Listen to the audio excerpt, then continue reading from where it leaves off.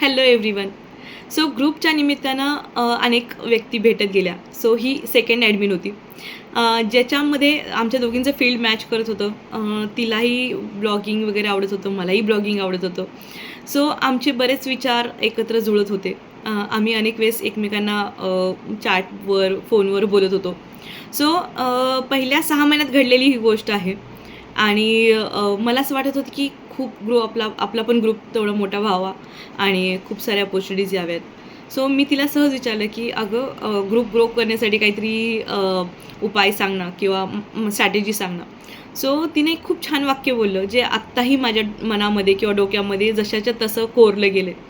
So तिनं सांगितलं की "ॲडमिन आवडली की ग्रुप ग्रो होतो." सो हे किती छान वाक्य आहे ना. त्यानंतर मी अनेक ॲक्टिव्हिटीज घेतल्या आणि ग्रुप ग्रोसाठी स्ट्रॅटेजीज प्लॅन केल्या. थोड्या दिवसांनी आमचा ग्रुपही खूप मोठा छान ग्रो झाला. पण त्या दरम्यान तिचा ग्रुप सेम तेवढ्याच लेव्हलला राहिला.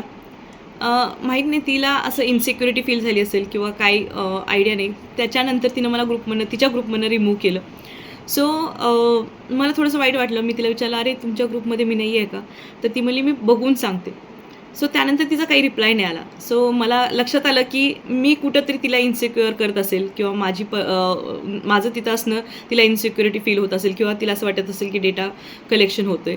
सो अशा गोष्टी घडतात आणि पण जे तिनं शिकवलं त्यासाठी खरंच मी तिचे धन्यवाद मानेल.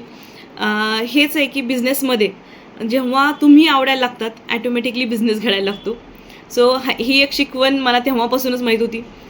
सो तुम्हीही लक्षात ठेवा, की आधी आपण सगळ्यांशी चांगले रिलेशन मेंटेन करायला पाहिजेत आणि त्यानंतर ऑटोमॅटिकली बिझनेस घडणार आहे. Thank you.